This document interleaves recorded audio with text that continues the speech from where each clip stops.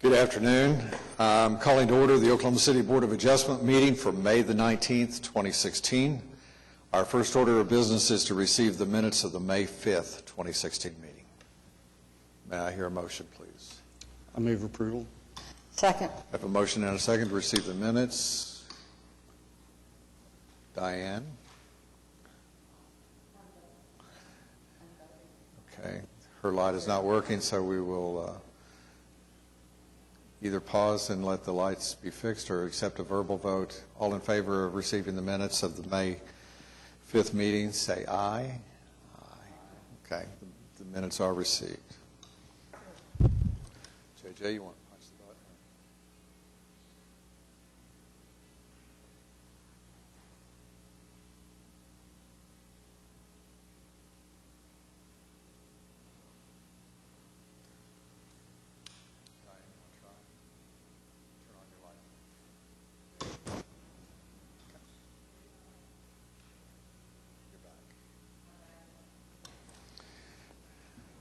Now that that issue is resolved, our next order of business is continuance or withdrawal requests from staff. Item number one, case number 14213 is requesting a continuance to the July 7th meeting. I move approval. I second the motion for continuance to July 7th. We have a motion and a second to continue case 14213 to the July 7th meeting. Register your vote. That case is continued. Any other cases from staff? Anybody from the public that wishes to continue or withdraw a case? Hearing none, John, we'll proceed to our first case. Item number two, case number 14216, request of Mass Architects for a variance to the required 25-foot front yard setback in the C3 Community Commercial and the I2 Industrial Districts located at 500 Northeast 50th Street. Good afternoon. Just give us your name and address for the record and go ahead and speak to your application. Matthew Radcliffe with Mass Architects. We are at 18 West Park Place. Thank you for your time and considerations on the matter for this project. We are attempting to create an attractive, significant office building on the north end of the Lincoln Corridor. And this is to be accomplished by developing a campus with the former Frady's building on 50th and Lincoln. As you can see in the aerial photos, as well the site plan above, the area that we're looking to develop this building is in an existing green space adjacent to the existing parking lot. The project's feasibility and performa are based on the efficiencies of maintaining the shared parking areas between the two buildings. So we have some minor changes to the existing parking lot that include restriping it to 90-degree configuration and incorporating the required landscaping and lighting to bring it up to current ordinance. The site plan, the current issue at hand, was set maintaining the 25-foot front yard setback from the actual property line recorded as the 33-foot right-of-way. Upon receiving our ordered survey, we noted the 17-foot county easement was brought to our attention. Some early unofficial conversations and looking at sort of the inconsistent setbacks and right-of-ways along 50th, we were led to believe and kind of under our assumptions that that 17-foot right-of-way could exist within the 25-foot front yard setback. Conferring with our civil engineer, we kept any parking lot and parking lot retaining walls off of that 17-foot setback. The only thing there is a revocable permit for landscaping and a sidewalk. After completing the design drawings, we submitted a plan review, had several back and forth discussions regarding egress from the stairwells and some egress lightings. Some of the items took a while to finalize.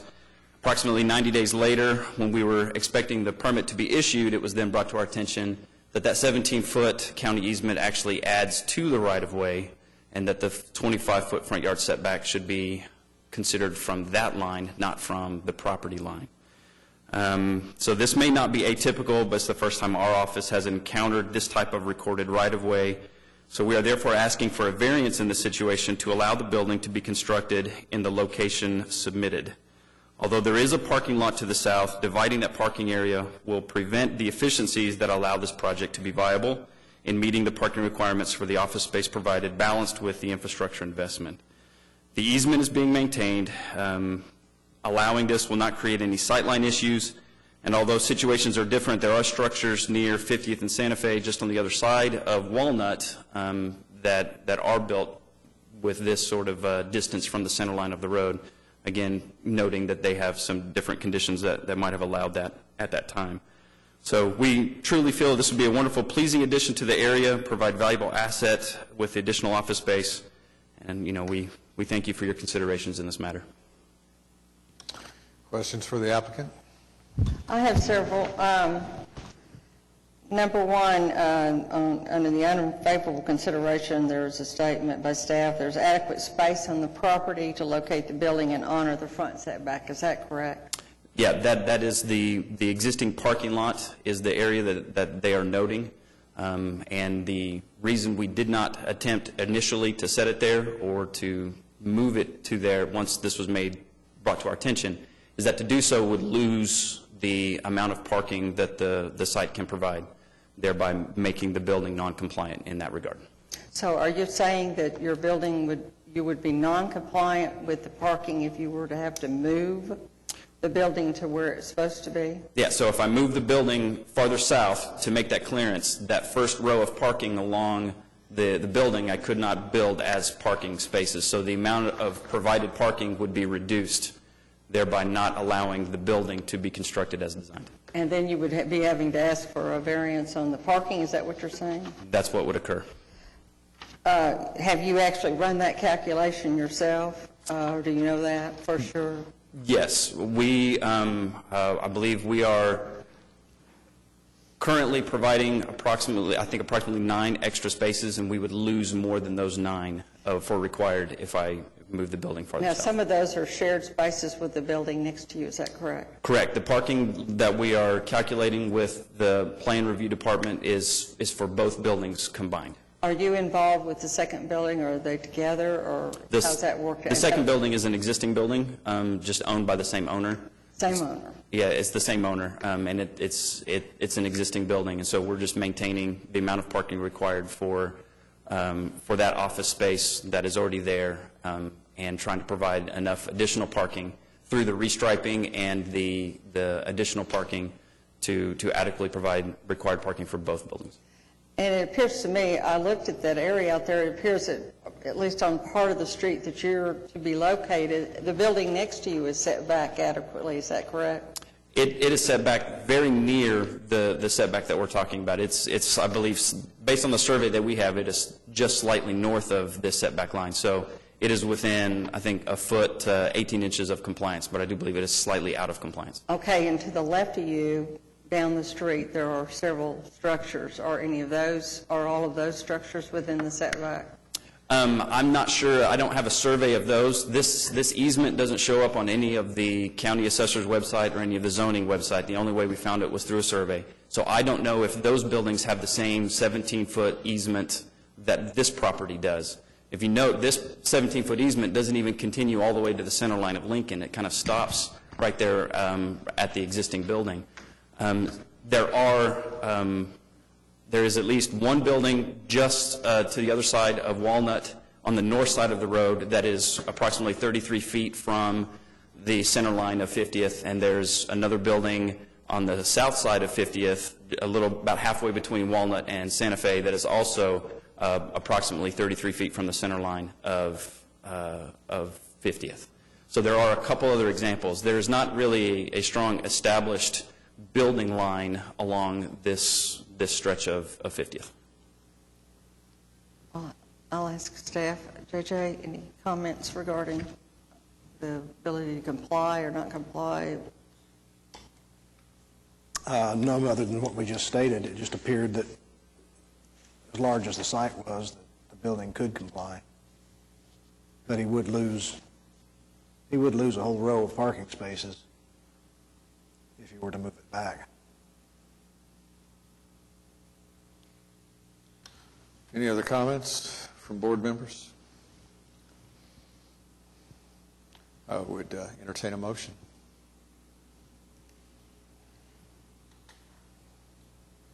I'm just having trouble moving on this one because I thought and anticipated that the setback could be compliant and you would still be able to do your construction of your building and the parking. And so I have a little reluctance because I think it will change the way that, the layout of that area. Let me inform the applicant that the board is normally composed of 5 members, and there are only 3 present. It takes 3 votes for you to prevail in your request. And I think one thing that we would reasonably entertain is a request to continue this to the next meeting, and you may, find yourself in a position where you had a full board, because I think, Diane has expressed her concerns, and, Kevin and I, so if I'm reading Diane's intentions, she may not be able to fully support your application. So it's likely that you may not prevail here, but I think, in fairness, we would entertain a request to continue. I may have to go that route. To your point, if we did maintain the setback based on the 17-foot county easement, the 50-foot setback, I could not build the building that we have proposed. So it would force the entire design to be changed. So the entire design would have to be modified, or we have to come for another, a different type of a variance in order for that to be accomplished. So that's the only reason that we're here. I know we're not in a position to come and ask for, forgiveness for oversights or to ask for special considerations in that manner. But as we are maintaining the 25-foot setback from the property line, and it's not really causing issues with the site, with any sight lines, that is kind of to the point that we would ask. But I guess if that's the situation that we're in and not looking to make a motion, then I guess my only other request is to ask for a continuance. Yeah, I mean, you can go ahead and ask the board to vote on your request today, and then you'll know the outcome, or you can request a continuance. Our next meeting is June the 2nd. So I'll ask for a continuance. June the 2nd. Board members, the applicant is asking for a continuance to June 2nd meeting. I'll move. Move approval. Have a motion and a second to continue this to June 2nd. Register your vote. You're continued to June the 2nd. Thank you. Item number 3, case number 14218, request of Superior Neon for a variance to the number of signs, sign square footage, and sign height in the O2 General Office District located at 4401 Macaulay Boulevard. Welcome. Go ahead and give us your name and address for the record and speak to your application. Ted Maxwell, Superior Neon, 2515 North Oklahoma Avenue, Oklahoma City. With the addition to Mercy Hospital of the Colette Cancer Breast Center, we're trying to discourage emergency traffic pulling into that new location, continuing east towards emergency. We want to erect a sign in the median, sign 5, that dictates that.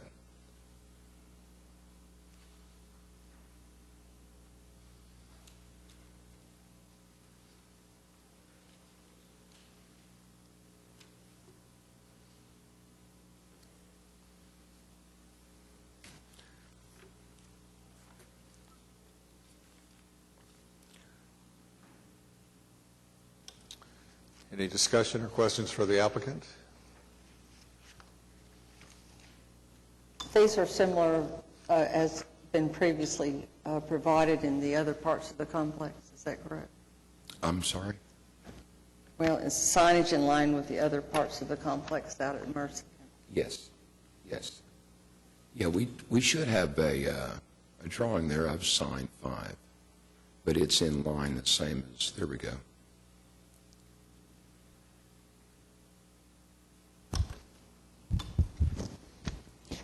I'll move the approval. I'll second. We have a motion and a second to approve the application. Register your vote. Sir, you're approved. Thank you. You're welcome. Item number 4, case number 14219, request of the City of Oklahoma City for a variance to the required parking lot islands in the I-2 Moderate Industrial District located at 3001 General Pershing Boulevard. Welcome. Name and address for the record, please. Robbie Williams, Triad Design Group, 3020 Northwest 149th Street, Oklahoma City, Oklahoma, 73134. representing the city of Oklahoma City.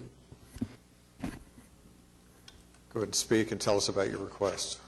Okay, we have a project at State Fairgrounds to, mainly 3 projects, but the one we're requesting the variance on is the Entertainment Plaza parking lot. Basically, what we're doing is just reconstructing the parking lot.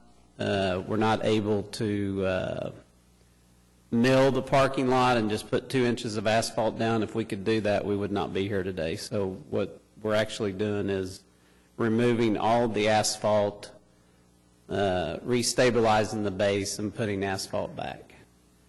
And this is where they have various events throughout the year for the fair. During the fair, this is where the large concert area is, horse shows, and that parking lot right there, the circle parking lot, which I believe we call 14 Flags Plaza, that parking lot we're actually just milling and overlaying, but I went ahead and included it as part of the variance. And then the third, not shown, we are reconstructing the roadway between the horse barns.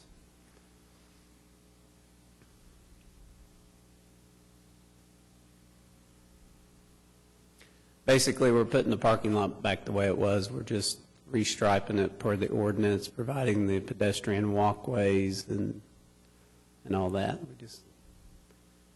We're just requesting not to put the islands in. I don't have any problem with the concept. I think that is in accordance with, I think it presents a hardship. I think clearly this area has been here since almost statehood, and with the multiple events and different functionality, I think the different islands and all the other requirements would not fit this particular area. I'd be inclined to, I would like to move. Hearing nothing else, I'll second that. Have a motion and a second to approve the application. Register your vote. You are approved. Good luck. Thank you. Thank you very much. If there's no other business before us, I would entertain a motion to adjourn. So moved. second. Register your vote. We are adjourned.